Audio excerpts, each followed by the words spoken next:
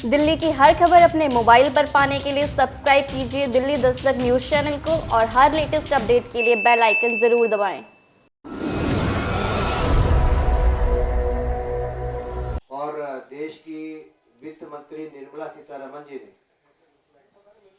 इस बार जो ऐतिहासिक बजट पेश किया है, उस बजट में इतना कुछ है कि जिसको काफी लंबे समय तक और जिसका असर आने वाले दशकों पर पड़ने वाला है। इस बजट की उपयोगिता, इसके लिए हम पूरे देश भर में हमारे केंद्रीय मंत्री, हमारे सांसद सभी विस्तार से इन विषयों को बता रहे हैं और अलग अलग विषयों पर इसकी बात रख रहे हैं। आज इस महत्वपूर्ण कड़ी में हमारे दिल्ली प्रदेश के पूर्व प्रदेश अध्यक्ष और लोकप्रिय सांसद भाई मनोज तिवारी जी आपके सामने बजट के कुछ मुख्य बिंदु प्रस्तुत करने वाले हैं, जिसका असर देश पे और देश के साथ साथ देश की राजधानी दिल्ली पर और यहाँ के आने वाले सभी लोगों पर सीधा पड़ता है। मैं मनोज जी से कहूँगा कि प्रेस वार्ता में इस विषय को रखें। भाई मनोज।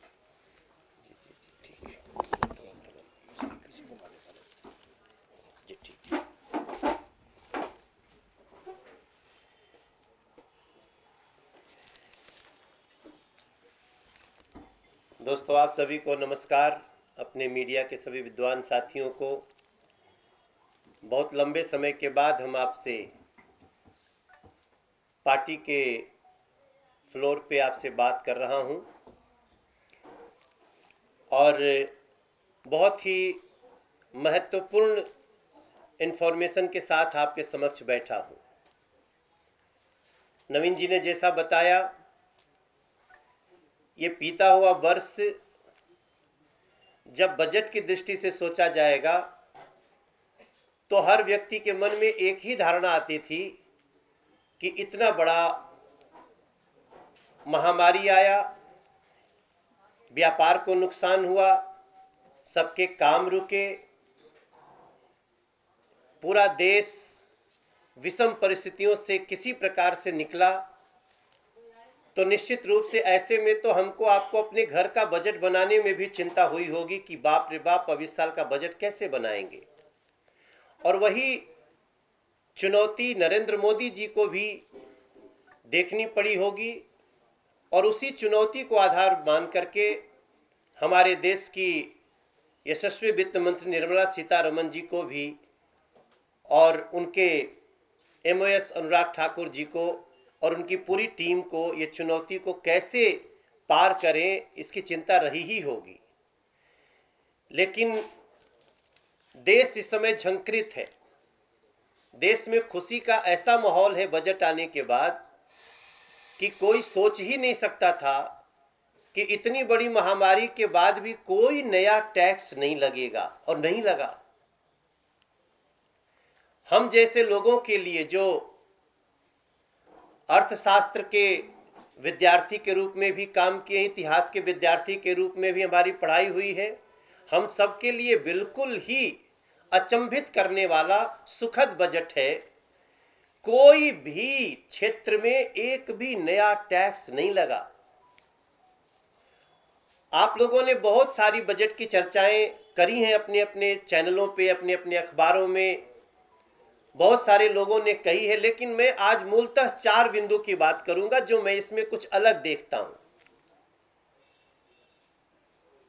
मैं पीछे जाता हूं 2014 के 10 साल पीछे। यूपीए गवर्नमेंट, मनमोहन सिंह सरकार लेड गवर्नमेंट, 10 साल में 10 बार बजट आया उनका, लेकिन एक भी बजट ऐसा नहीं था जिसको हम ये कह सकें कि ये बजट गेम चेंजर हो या इकोनॉमी को रीसेट करने वाला हो। पहली बार इकोनॉमी को रीसेट करने वाला बजट अगर आया तो नरेंद्र मोदी जी की सरकार में, निर्मला सीतारमण जी के वित्त मंत्रित्व में और इसको गेम चेंजर भी लोग कह रहे हैं, ये तो हम बाद में देखेंगे, लेकिन इकोनॉमी को रिसेट करने वाला बजट आज पूरे देश के बड़े बड़े अर्थशास्त्रियों ने भी स्वीकार कर लिया है। हम कोई तुलना नहीं कर रहे हैं, लेकिन जब बजट आएगा तो पीछे की बातों को देखना पड़ेगा। तो जो 2004 से 14 के 10 साल में एक ही सरकार, एक ही प्रधानमंत्री, और उसको रिमोट से भी कोई चलाता था, तो वो एक ही लोग, एक ही परिवार, लेकिन इकोनॉमी को रीसेट करने वाला बजट अगर किसी ने दिया है तो नरेंद्र मोदी सरकार ने अपने 6ठे वर्ष में ही दे दिया है। ये बहुत खास है, इसको मैं इस ढंग से परिभाषित करना चाहता हूं। और दूसरा मेरा बिंदु है कि आप स्वास्थ्य के क्षेत्र में देखिए, आप अनाज के क्षेत्र में देखिए, आप ट्रांसपोर्ट के क्षेत्र में देखिए, सड़क, रेलवे इत्यादि में ये बजट 5 गुना ज्यादा बजट में प्रावधान करता है। यह आसान नहीं है सर। अगर पहले अनाज की खरीद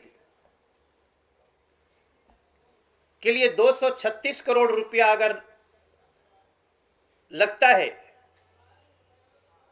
और अगर अब जाकर के इसमें 10,546 करोड़ का बजट का प्रावधान होता है, तो आप देख लीजिए ऐसे ऐसे 5-5 गुना। ऐसे ही अलग अलग क्षेत्रों में, मैं पूरा समय नहीं लेना चाहता, आपके पास बजट है, आपके पास जानकारी है, आप इसका विवेचना करेंगे। इतने क्षेत्रों में जो मैं नाम ले रहा हूं, राशन में, हेल्थ में, ट्रांसपोर्ट में, सड़क, रेलवे इत्यादि में 5 गुना ज्यादा बजट का प्रावधान किया है मोदी सरकार ने। यह चमत्कारिक ही नहीं है, ये एक दृढ़ इच्छा शक्ति को दिखाता है। और ये मैं बात इसकी कोई करेगा नहीं किया होगा, मैं इसको एक नए ढंग से लेता हूं, और यही बताता है कि नरेंद्र मोदी जी किस स्तर पे जाकर के इस बजट को सर्वजन हिताय करना चाहते हैं, सर्वस्पर्शी करना चाहते हैं, ईज ऑफ लिविंग की बात करते हैं। मेरा 2 और पॉइंट है, मैं बहुत विस्तार में नहीं जाने वाला हूं।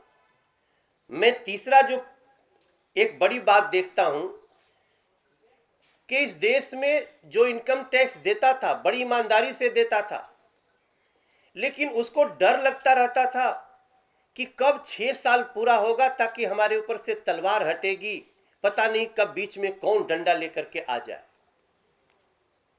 नरेंद्र मोदी सरकार ने, हमारी निर्मला सीतारमण जी की टीम ने, वित्त मंत्री जी ने इसको समझा, और जो 6 साल तक कभी भी रीओपन हो सकता था केस, अब उसको मात्र 3 साल का कर दिया गया।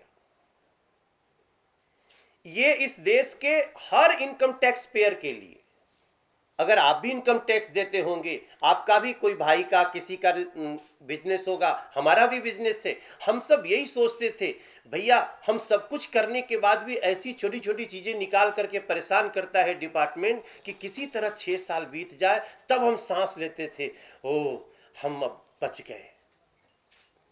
उसको 3 साल कर दिया गया, और 50 लाख रुपए तक हमने 2-2 लाख, 3-3 लाख के गलती से भी इधर उधर हुए केस में लोगों को पिसते देखा है, कराते देखा है।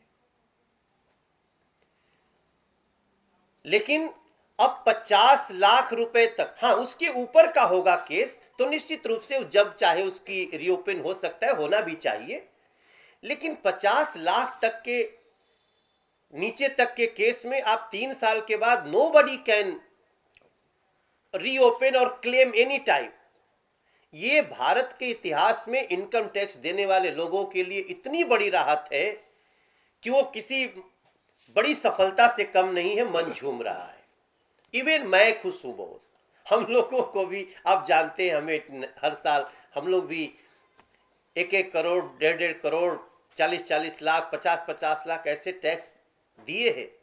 लेकिन सब कुछ करने के बाद छोटी मोटी गलती तो हो सकती है। तो ऐसे कई करोड़ों लोगों को ये राहत देने वाला बजट है। इसके लिए मैं मोदी सरकार का बहुत थैंक्स करना चाहता हूं। और एक अंतिम बिंदु, मैं बहुत लंबा नहीं ले जाऊंगा कि आप भी बोर हो जाए, हम भी बोर हो जाए, बहुत सारी की चर्चा चल रही है। मैं आज जो अंतिम बिंदु ले रहा हूं वो ये है कि थोड़े समय बाद आपको नई दिल्ली का रेलवे स्टेशन इस दुनिया के किसी अच्छे एयरपोर्ट से बेहतर दिखेगा। ये है हमारी बजट की खूबसूरती कि रेलवे स्टेशन को भी हम एयरपोर्ट की तरह सुंदर बना देंगे। और कुछ लोग तो सिर्फ सुंदरता में जाएंगे, हम इसको सुरक्षा से जुड़ा हुआ देख रहे हैं।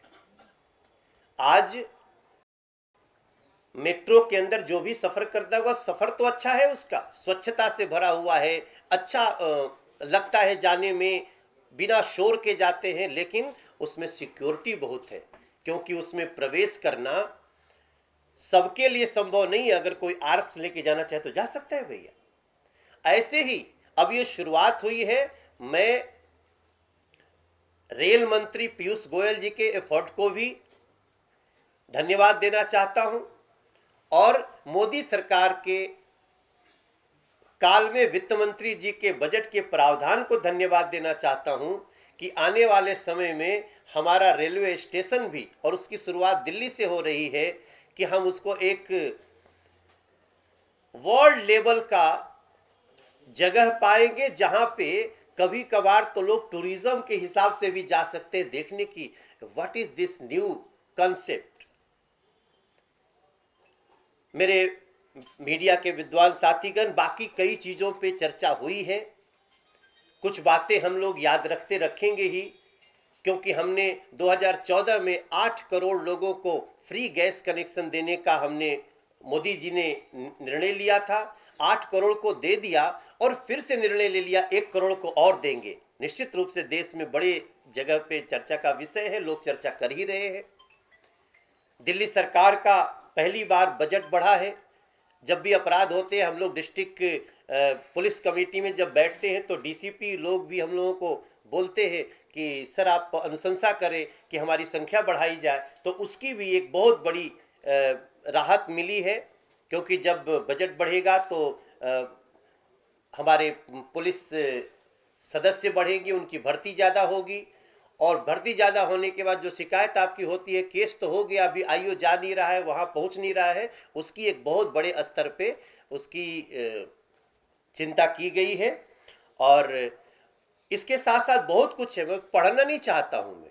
हम अपनी तरफ से इन्हीं 5 बिंदुओं को लेकर के नरेंद्र मोदी सरकार को बहुत बधाई देना चाहते हैं।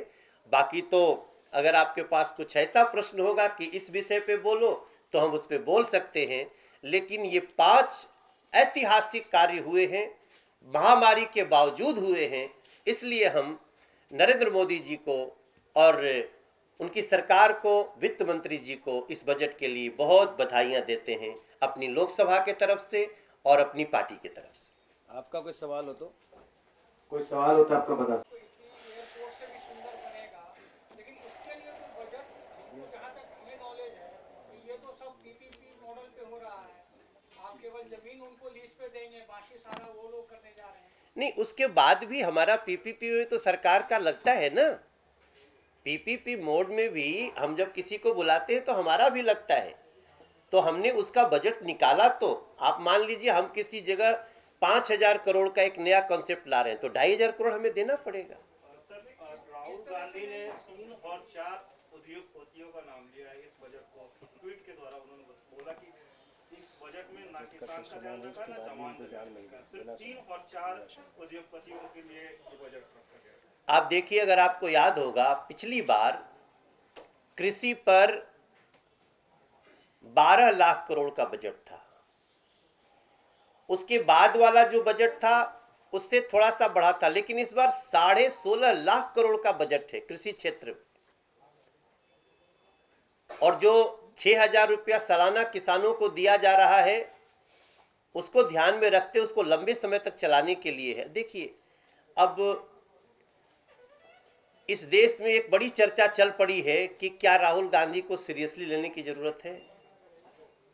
ये इस पे डिस्कशन हो रहे हैं और मैं समझता हूं उनकी कई बातें बिल्कुल धरातल से अलग है और विकासवादी सिद्धांत के खिलाफ है।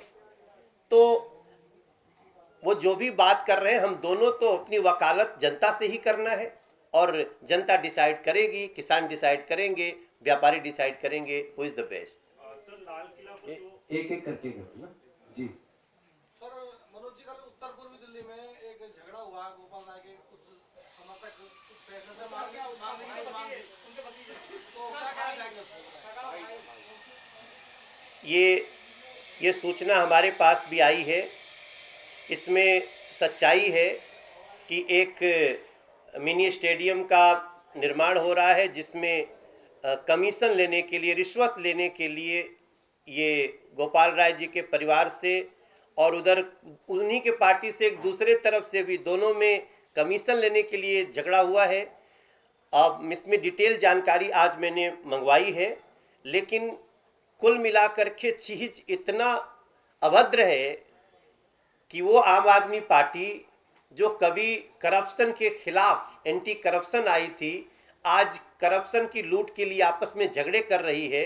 तो हम इसका जानकारी लेकर के आपको एक दो दिन में पूरी जानकारी थ्रू पार्टी बताएंगे। जिस तरह से ये जो प्रकरण आया सामने, तो एमसीडी सदन में भी इसके जो ठेकेदार थे उसके खिलाफ आवाज उठाई जा चुकी है और जो डिपार्टमेंट है उसके द्वारा भी 3 सपोज नोटिस उस ठेकेदार को दिए जा चुके हैं। उसके बाद आज कल भी युवा मोर्चा ने उसके पक्ष में, जो ठेकेदार है उसके पक्ष में एक विरोध प्रदर्शन दर्ज किया। तो एक तरफ जब वो ठेकेदार करप्ट है तो उसको कल उसका पक्ष या उसकी पैरोकारी करने की क्या आवश्यकता पड़ी? देखिए, भ्रष्टाचार के खिलाफ भारतीय जनता पार्टी का 0 टॉलरेंस है। इस केस में जो आम आदमी पार्टी का चेहरा दिखाई दिया है वो अत्यंत ही निंदनीय और घृणास्पद है। इसमें जो भी जानकारी होगी अधिकारियों को और जो भी कर्मचारी हैं उनको किसी दबाव में नहीं आना है। जानकारी दें वो सक्षम पदाधिकारी के पास, उनके साथ न्याय होगा। जी हाँ, बोलो बोलो। क्यों पसंद नहीं आया? और डिफेंस के लिए तो बजट में कोई प्रोविजन रखा नहीं गया, इस बात क्या बात? डिफेंस के लिए क्या नहीं, क्या हो गया? डिफेंस के लिए भी पहले से बढ़ा हुआ बजट है मेरे भाई। नहीं, आप ऐसा नहीं कहें। देखिए, हमारे पास ये जानकारी है कि डिफेंस के लिए भी 17% की डिफेंस के बजट में बढ़ोतरी है और हमारे डिफेंस मिनिस्टर साहब ने भी इसका बहुत स्वागत किया है। और आपको पता ही है कि अभी 17 और रफाल जल्दी आ जाएंगे। सर, टूरिज्म में एक भी पैसा नहीं डाले, टूरिज्म का लोगों ने सूखा मर जाएगी। साहब को सुझाव ठीक है। देखिए, मैं टूरिज्म का स्टैंडिंग कमेटी मेंबर हूं और आपको सर बताऊं कि टूरिज्म के क्षेत्र में इतना बड़ा काम होने जा रहा है। मैं भी गुलमर्ग से लौटा हूं। आप भी कभी मौका मिले तो गुलमर्ग जाइए, श्रीनगर जाइए, बिल्कुल सुरक्षित है, बहुत अच्छा सिस्टम है। लोग कहते हैं कि इधर झंडा लगा दिया है, इधर तिरंगा लगा दिया है मोदी जी ने। और अभी तक आप ट्रेन से श्रीनगर नहीं जा सकते थे। आपको हम 3 साल के अंदर आपको ट्रेन से हम श्रीनगर भेजेंगे। ये सब टूरिज्म से जुड़ी हुई चीजें हैं। जम्मू कश्मीर से श्रीनगर जाने के लिए अभी 12 घंटा लगता था, वो भी कब पहाड़ गिर जाए, रास्ता टूट जाए, पता नहीं होता था। हमने NHAI की मीटिंग लेकर के हम लोग गए थे। हम 1.5 साल के अंदर 4.5 घंटा में आपको बाई रोड जम्मू से श्रीनगर पहुंचा देंगे। और श्रीनगर से गुलमर्ग तो आप मात्र 50 मिनट का रास्ता हो गया। पहलगाम जाना है तो हमने जम्मू कश्मीर का उदाहरण दिया, लेकिन पूरे क्षेत्र में अभी हम कोणार्क मंदिर घूम के आए हैं। हम लोगों ने, चूंकि हमारे टूरिज्म के तहत, मैं आपको बता दूं, टूरिज्म सेक्टर में बहुत बड़े स्तर पे काम हो रहा है और बजट का कोई प्रॉब्लम ही नहीं उसमें। Thank you dear. बाकी अपन चर्चा करेंगे लंच पे, आपस में बैठ करके बात करेंगे।